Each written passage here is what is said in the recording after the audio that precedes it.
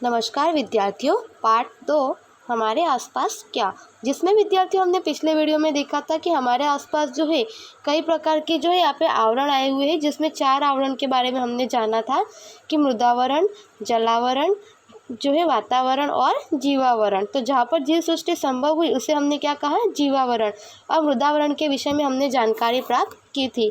अब हम यहाँ पे जो है जलावरण के विषय में जानेंगे। जलावरण, आइए आपको मैं जलावरण के बारे में बतलाऊं। तो पृथ्वी की सतह का नीचे वाला भाग जो है पानी से घिरा हुआ है, जिसे हम जलावरण के रूप में पहचानते हैं। तो यहाँ पे हमें क्या बताएं कि पृथ्वी की सतह का जो है नीचे वाला भाग जो है वह पूरी तरह से पानी से घिरा हुआ है, जिसे हम जलावरण कहते हैं। पृथ्वी की सतह पर भूमि भाग की तुलना में पानी का भाग अधिक है और जलावरण जो है लगभग 71% जितना जो है भूमि भाग रोके हुए है। तो यहाँ पे हमें क्या बताएं कि पृथ्वी की सतह पर जो है भूमि का जो भाग है उसकी तुलना में पानी का भाग अधिक है और जलावरण जो है यह 71% जितना जो है भूमि भाग रोके हुए है। जलावरण में जो है विशाल जल भंडार रखने वाला भाग अर्थात तो महासागर। तो यहाँ पे हमें बताया कि महासागर हम किसे कहते हैं। तो बताया गया कि जलावरण में विशाल जल भंडार रखने वाला जो भाग है उसे हम महासागर कहते हैं, जिसमें कि हम प्रशांत महासागर, अटलांटिक महासागर, हिंद महासागर और आर्कटिक महासागर के रूप में पहचानते हैं। सभी महासागर एक दूसरे के साथ जुड़े हुए हैं और भूमि विस्तार के पास आए हुए स्थानीय जल विस्तार यानी कि समुद्र, सागर, उपसागर, खाड़ी या जल डमरू मध्य के नाम से पहचाने जाते हैं। पृथ्वी पर आए हुए महासागर खूब विशाल और गहरे होते हैं। तो यहाँ पे हमें क्या बताया कि सभी महासागर जो है एक दूसरे से जुड़े हुए हैं और ये जो है उपसागर, खाड़ी, जल डमरू या जो है जल डमरू मध्य के नाम से जाने जाते हैं। और पृथ्वी पर आए हुए महासागर जो है खूब विशाल और गहरे हैं। कहीं कहीं पर जो है 10 से 11 किलोमीटर जितनी गहरी खाइयाँ भी आई हुई है। महासागर की सतह जो है इस पर सतह पर पृथ्वी की सतह पर ऊंचे पर्वत, विशाल मैदान, पठारी प्रदेश या खाइयाँ आई हुई है। तो यहाँ पे हमें क्या बताया है कि पृथ्वी पर आए हुए महासागर जो है खूब विशाल और गहरे हैं। कहीं कहीं पर जो है 10 से 11 किलोमीटर जितनी गहरी खाइयाँ आई हुई है। और महासागर की सतह पर जो है पृथ्वी की सतह कुछ ऊंचे पर्वत, विशाल मैदान, पठारी प्रदेश या खाइयाँ आई हुई है। माँ, इन समुद्रों में कितना पानी होगा? वह पानी जो है खारा, नमकीन होता है, तो हमें किस तरह से उपयोगी हो सकता है? तो आगे धनवी जो है वह अपनी माता से प्रश्न पूछता है कि माँ, यह जो समुद्र में कितना पानी होता होगा और समुद्र का पानी जो है खारा होता है, तो वह हमारे लिए किस तरह से उपयोगी है? हाँ, पृथ्वी का पानी जो है, पृथ्वी पर जितना पानी है उसका 97% पानी जो है समुद्र में आया हुआ है। शेष का पानी जो है लगभग 3/4 जो है पानी यहाँ पे दोनों ध्रुवों पर तथा हिमालय जैसे ऊंचे पर्वतों पर बर्फ के रूप में आया हुआ है। तो यहाँ पे हमें क्या बताया गया है कि जो है 97% जितना जो पानी है समुद्र में आया हुआ है एंड बाकी का जो पानी है 3/4 में जो है वह दोनों ध्रुवों पर और हिमालय पे जो है यहाँ पे ऊंचे बर्फ के स्वरूप में आया हुआ है। और शेष पानी जो है कुछ भाग सरोवरों में, कुछ भाग नदियों में और कुछ भाग जो है पृथ्वी के भूगर्भ में संग्रहित है। पीने लायक पानी बहुत ही कम है। यह मीठा जो है पानी जलावरण की भेंट है। सजीवों को जीवित रखने के लिए जो है रहने के लिए मीठा पानी आवश्यक है और इस मीठे पानी का जो है यहाँ पे मुख्य आधार जो है वह यहाँ पे वर्षा यानी वृष्टि के लिए बाष्प समुद्र से आती है। तो यहाँ पे हमें क्या बताया गया है कि मीठे पानी का मुख्य आधार जो है यह वर्षा है। समुद्र में से मूल्यवान रसायन, खनिज, नमक जो है मछलियाँ प्राप्त होती है। जिस तरह से धरती पर सजीव सृष्टि का अस्तित्व है उसी तरह से समुद्र में भी जीव सृष्टि आई हुई है। महासागरों की लहरें जो है प्रवाह और ज्वार भाटा में रही हुई प्रचंड शक्ति को संग्रहित करके विद्युत शक्ति प्राप्त की जा सकती है। इसके अलावा वह जलमार्ग के रूप में उपयोगी है। तो यहाँ पे हमें क्या बताया कि समुद्र में से मूल्यवान रसायन जो है खनिज, नमक, मछलियाँ वगैरह भी प्राप्त होती है। और जिस तरह से जो है धरती पर सजीव सृष्टि का अस्तित्व है उसी तरह से समुद्र जो है वहाँ पे भी जीव सृष्टि आई हुई है। महासागरों की लहरें, प्रवाह और ज्वार भाटा में रही हुई जो प्रचंड शक्ति है जो कि संग्रहित करके यहाँ पे विद्युत शक्ति प्राप्त की जा सकती है। इसके अलावा जो है यह समुद्र मार्ग में वगैरह में जो है तो जल मार्ग के रूप में भी उपयोगी है। तो यहाँ पे आपको जो है संसार का रेखांकित मानचित्र जो है वह बताया गया है। देख बेटा, अब हम तीसरे आवरण के विषय में जानेंगे। तो अब धनविन की माँ कहती है कि बेटा अब हम तीसरे आवरण के विषय में जानेंगे। अभी तक हमने जो है मृदावरण और जलावरण के विषय में जाना, अब हम यहाँ पे जो है वातावरण के विषय में जानेंगे। वातावरण तो पृथ्वी के चारों तरफ आए हुए हवा के आवरण को हम वातावरण कहते हैं। तो यहाँ पे हमें क्या बताया कि पृथ्वी के चारों तरफ हवा का जो आवरण फैला हुआ है उसे हम वातावरण कहते हैं।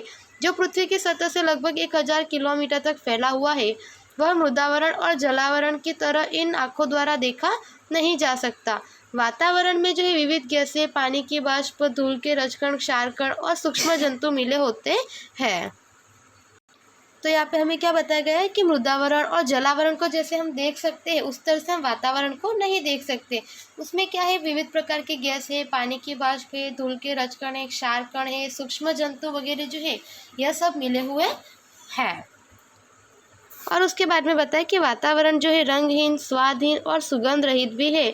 उसमें ठोस, द्रव और गैस तत्वों का समावेश होता है। उसमें लगभग जो है 78% जितना जो है नाइट्रोजन, 21% जितना ऑक्सीजन और 1% जितनी जो है अन्य गैस आई हुई है। तो यहाँ पे हमें क्या बताया गया है कि वातावरण जो है रंगहीन है, स्वादहीन है और सुगंध रहित भी है। उसमें ठोस, द्रव और गैस द्रव का समावेश होता है।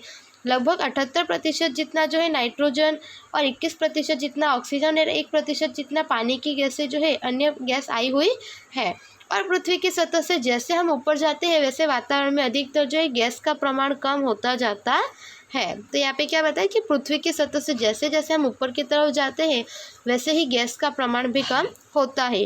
कार्बन डाइऑक्साइड गैस अधिक होने से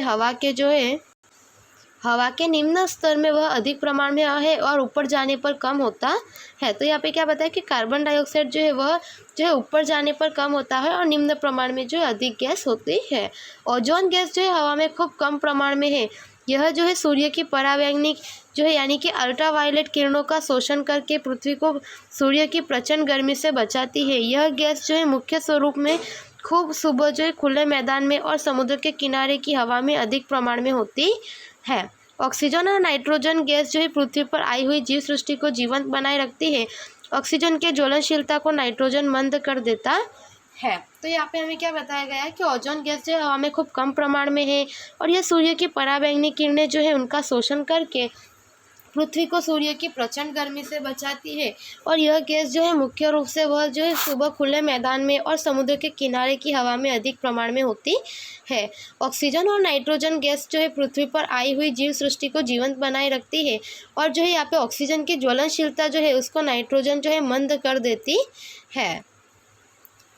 वातावरण के मुख्य प्रवाही तत्व पानी है और गर्मी से जो है यहाँ पे वाष्प बन करके पानी जो है भाप के स्वरूप में हवा में मिल जाता है जिसे हम नमी के रूप में पहचानते हैं। तो यहाँ पे हमें क्या बताया कि वातावरण में मुख्य प्रवाही तत्व जो है पानी है और गर्मी से यह वाष्प बन करके पानी जो है भाप के रूप में हवा में मिल जाता है जिसे हम नमी के रूप में पहचानते भी है। और जो है यहाँ पे वाष्प के जमने की क्रिया को हम घनीभवन कहते हैं। घनीभवन के कारण ही जो है बरसात, ओस, हिम, ओले आदि वाष्प के स्वरूप में बनते हैं। किसी भी प्रदेश के मानव का भोजन जो है पहनावा, निवास, रूप, रंग, आर्थिक प्रवृत्ति आदि पर वातावरण का प्रभाव हमें देखने को मिलता है। तो यहाँ पे हमें क्या बताया गया कि घनीभवन के कारण ही जो है बरसात, ओस, हिम, ओले आदि वाष्प के स्वरूप में जो है बनते हैं और किसी भी प्रदेश के जो है मानव का भोजन, पहनावा, निवास, आर्थिक प्रवृत्ति वगैरह जो है वातावरण पर उसका हमें प्रभाव देखने को मिलता है। वातावरण में जो है अनेक रजकण भी देखने को मिलते हैं और इन रजकणों के कारण पृथ्वी पर सूर्य प्रकाश फैलता हुआ दिखलाई पड़ता है। तो यहाँ पे हमें क्या बताया कि वातावरण में हमें जो है अनेक रजकण देखने को मिलते हैं और इन रजकणों के कारण जो है पृथ्वी पर सूर्य प्रकाश फैलता हुआ दिखलाई पड़ता है जिसके कारण सूर्योदय के समय जो है अचानक प्रकाश या सूर्यास्त के समय अचानक अंधेरा नहीं होता। तो यहाँ पे हमें क्या बताया जिसकी वजह से जो है यहाँ पे सूर्योदय के समय अचानक प्रकाश नहीं होता या सूर्यास्त के समय अचानक में अंधेरा भी नहीं होता।